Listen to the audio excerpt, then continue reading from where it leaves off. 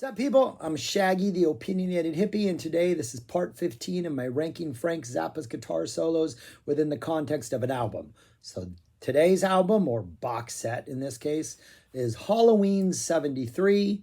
I'm going to literally just go through all 18 guitar solos and rank them in the order of my least favorite to my most favorite, give you my reasons why, and then after I do these 18 solos, I'm going to show you where this album falls among the other 14 albums that I've already done.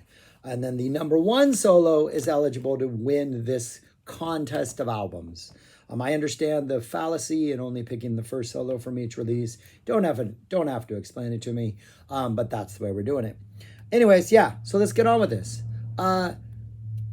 There were two shows, in Halloween early and a Halloween late, and then there was also a rehearsal session that we have stuff from. So yeah, so the rehearsal stuff is all going to be at the back of this list for the most part.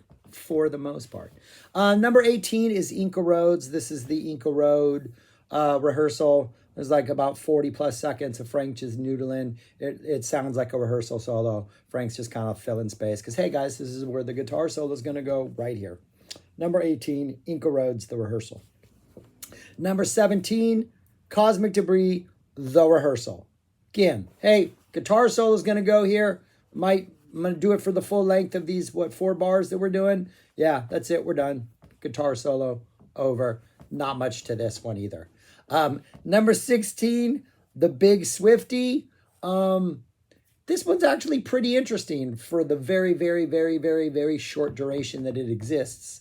Drums are incredible in here. The drummers are stepping up and trying to figure out, this is rehearsal Big Swifty rehearsal. So these are all the second versions of these, the second Inca Roads, the second Cosmic Debris, the second Big Swifty on the release are all rehearsals. The drummers seemed like trying to figure out how are we going to fill in space? What are we going to do during these things? And the drums are really up in the forefront.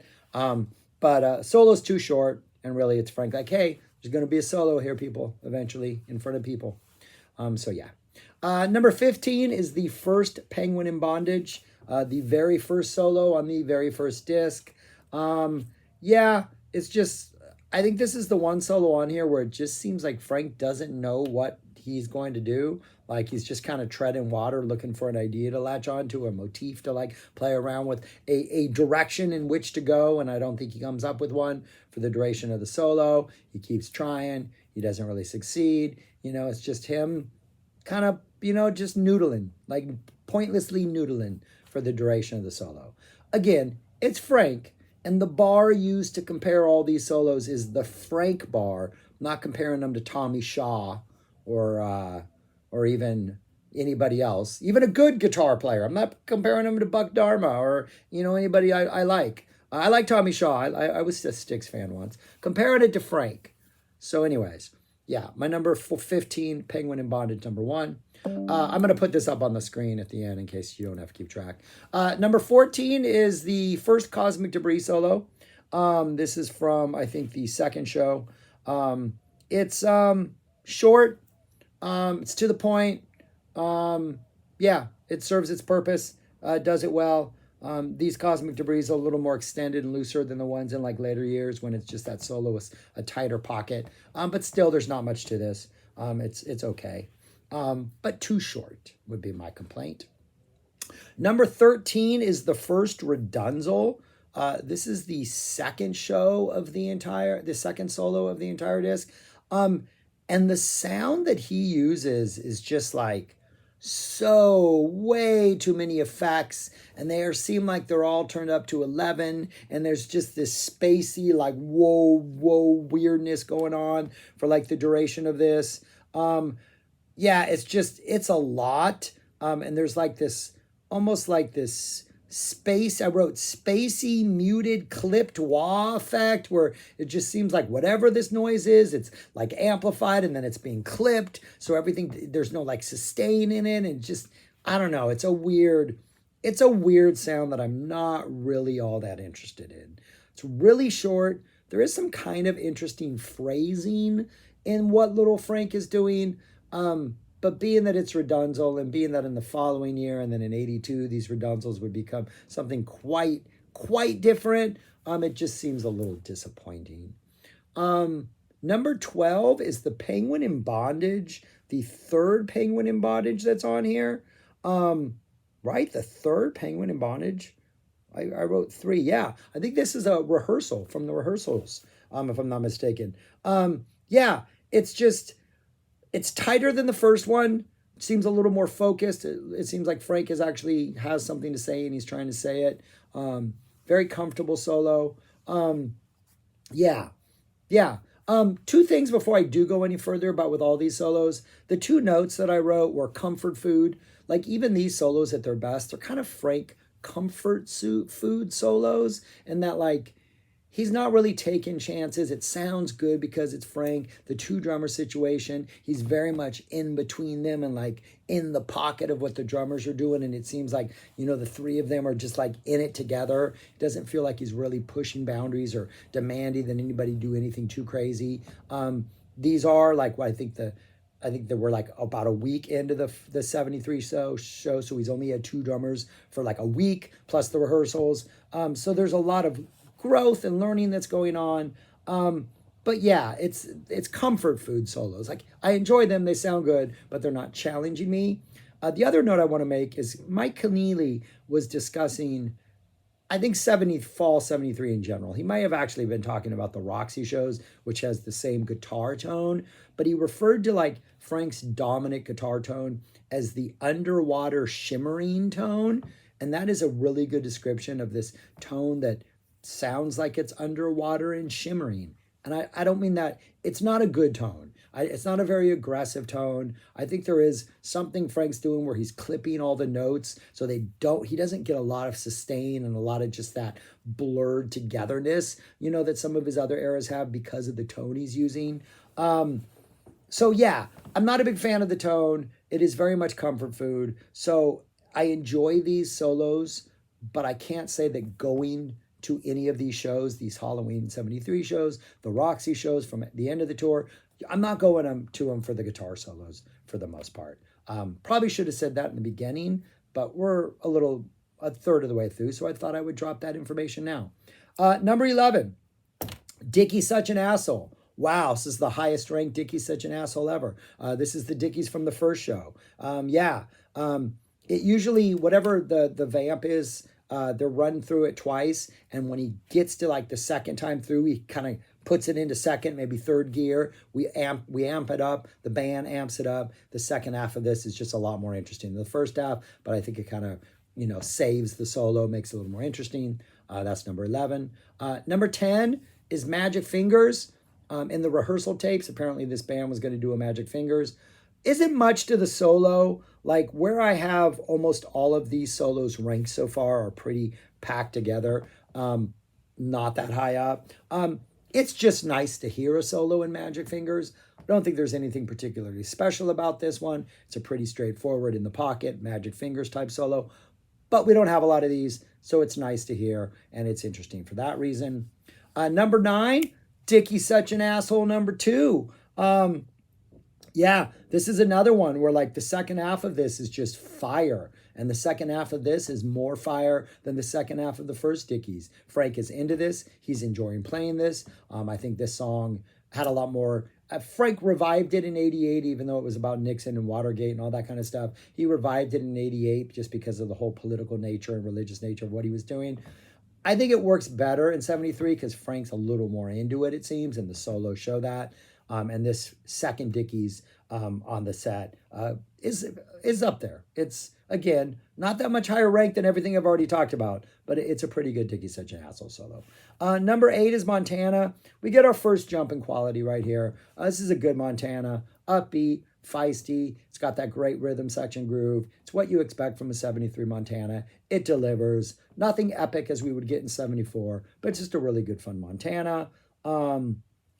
Let's see, then we have, and the only Montana on this release, number 7 is Redunzel. This is the Redunzel, the third Redunzel, the Redunzel from the rehearsals. I I wrote that it's just random and weird. It's just, again, it's rehearsal. So Frank maybe is just exploring different ideas and doesn't care whether they connect. So there's a complete randomness to it and a weirdness to it. The drummers are going off. I think Frank starts like doing a lot of like strangling of his guitar and stuff like that. And it's just, yeah, it's just a lot of like attacking your guitar in weird, different, interesting ways with the drummers going a little bit chaotic. This is not an energy that would make most redunzals throughout the tour. But here in this rehearsal, Frank's trying things, he's exploring. It works. It works well. Number 6 is the second Penguin in Bondage from the second show. This is a lot more focused than the first one. It feels like a cohesive thought. It feels like a cohesive attack. Frank seems like he has an idea. He's sticking with it. Again, we get that sort of run through of the vamp a couple times. And this time, though, instead of like upping the energy, when we get that turn, Frank kind of steps back, makes it a little more intimate, a little more like, oh yeah, we're here, we're going to bring it in a little bit, and then we're going to get back up, and we'll better back up into the penguin thing. But instead of like here, and then, oh, we're at the turn, before we head back, let's step it up. Frank's like going really hard first, and he kind of brings it down a little at that turn. It works nicely. It's a nice little change of pace for Penguin. That's my number 6. My number 5, I'm the Slime. Always, 100%. Love I'm the Slime. Love the groove. Just love the way this thing swings. Love the attack. And that's it, man. Immediately, from the beginning, Frank's just in it. He's in the groove. It's perfect. I love I'm the Slime solos. Like, it gets props simply for being an I'm the Slime solo. It's got a nice little weird middle. I have noticed that a lot of Frank solos for... They're maybe treading water for like the duration. Say if the solo is a minute and a half, 2 minutes, there's usually a good 20 to 30 second pocket in the middle where Frank's kind of getting weird and kind of pushing the boundaries, and the percussion section has to respond and the bass player has to respond, but then he kind of goes back to a more straightforward traditional thing. So there's a sense of experimentation in a lot of these, but it usually doesn't last very long. Sometimes it's a little more pronounced, like in this I'm the Slime. Other times you're like, oh, he's trying something. Oh, you abandoned it. But this one, that weird middle section kind of stands out. Number 4, we get Big Swifty. This is just kind of slinky, kind of sneaky, kind of like Frank just kind of trying to play under covers, not being too pronounced. Got really good energy here. It's very nasty in the middle, but not like dirty, distorted, aggressive nasty, but just kind of these clean, very purposeful, kind of mean sounding notes, I guess. But like it's got a really good middle. Too short of a solo, but it's one of those too shorts where it's satisfying and leaves you just wishing it was like, give me another minute of this, because Frank has some really good ideas. But a pretty good solo for Big Swifty. Kind of predicts how Big Swifty would go for the rest of the tour. Usually some of the highlights of the shows. Number 3 is the second Redunzal. And this is just great. It's just an absolute fun Redunzal. The entrance from the beginning is so much more. Frank's quoting To Mercy Dween like crazy. I wrote in my notes, where did this come from? Because I'm listening to these solos in like sequential order, right? And this is like towards the end of the second show. And it's just the ideas, the focus, the weirdness, the way Frank just seems to have a single like concept, it's like a single conversation, but it just gets weird and crazy, and Frank's playing is intense. And it just feels like the first solo that is a complete solo. Like the ones that are at 2 and 3, 2 came after this. And then, the ones that are at 1 and 2, 2 came after this. 1 came before it, but 1 is like, will almost always be my favorite solo from this era. So, but this was the first one where I was just like, yeah, man, all of a sudden, like Frank is just bringing it. And this I think might be the most interesting, only because it's so unexpected, but I do think the top 2 are just a little bit better. Number 2 is the Chunga's Revenge solo. Starts off just really low-key, smooth, confident. Frank just like eases into it, like, hey, I'm here. I got something to say. It's a really good energy right from the beginning. There is this really neat sort of descending groove that Frank kind of plays over and over towards the middle of it. That's kind of cool. I don't know if it's necessarily a complete solo, but it starts off with this really neat intro idea. It's got this really neat middle idea. There's a straight up the hook jam. Bum bum bana bana bum bum bana. They jam out that concept, that motif, while the band's just like tweaking the hook in the background. Frank is like actually soloing over that energy. Really, really, really neat. But the three parts don't necessarily fit well together, and then it ends just way too short. Like they like ride that hook jam, and then we're just done, which is like, we needed more. But a really good solo. And then my number one would be Dupree's Paradise. Always. This is Frank exploring. This is Frank like starting off just kind of, like playing chords early, kind of toying around, kind of sketching out where he wants to go. Then after he sketches it, he picks like a place to go, fills in the details. The really interesting thing is the rhythm section the entire time. It's very subdued and quiet. But they're playing that really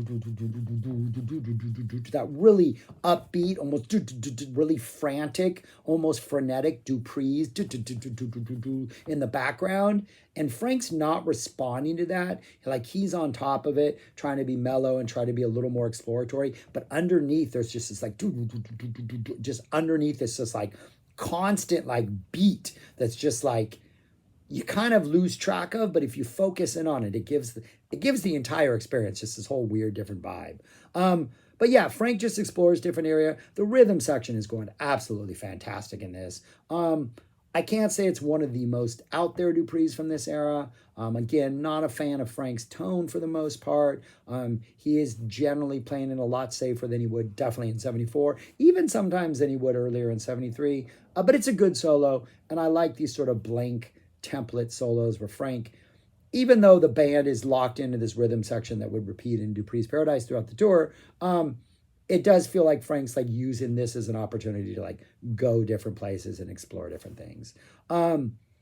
Chunga's almost beat it at number one, but the disappointment of when Chunga's ends, it makes it like, oh, I needed more. Where the Dupree's, well, I don't think there's maybe anything singularly as interesting in the Dupree's as the hook jam from Chunga's. I think the overall journey of the Dupree's is just a little more satisfying than just the sort of all over the place, chaotic but enjoyable nature of the Chunga's. And then the Redunzel, second Redunzel is fantastic. Those are, and the Big Swifty. I think there were four that are quite above the others. I would say the Big Swifty, the Redunzel, the second Redunzel from the second show, Chunga's and Dupree's are a lot better than the other 14. Those are like the four quality solos. But everything else is enjoyable, comfort food, all that stuff. That's what the list looks like right there. Again, those top four being the cream of the crop. Everything else kind of serving their purpose. That I'm the Slime maybe differentiating itself a little more just because that's such a great groove. Same with that Montana. Montana grooves are fantastic. But yeah, that's what they look like. And then here is where this album would fall towards the bottom. It actually numerically had the same overall ranking as Zappa 88, the last US show. But if I had to pick one to go to for solos, I would pick the Hollywood 73, the Dupree's, the Chungas, that Big Swifty, the I'm the Slime groove, the grooves, the rhythm section is so fantastic. But it nudged it out personally by just a little bit. But thus far, it would fall to the bottom of the list. So yeah, that's what I got. Those are my opinions on Halloween 73 and where I would put the solos. I am going to complete this tour, so you know what I'm doing next, people, if you're paying attention. And I'm not doing any of the releases that don't have all the solos. So this next video, it's going to be a lot of solos to talk about. But fortunately for you, unfortunately for the quality of the solos, they're almost all the exact same solos I talked about now. And I don't have much different to say about them, sadly. But that'll be in a couple days. But anyways, thanks. Share, subscribe, like, comment. You know how all this works. And let me know your thoughts on these solos. And if you remember them, post your list. But, well, it's too late now because you've already watched it. But anyways, all right, peace. Talk to you later. Bye.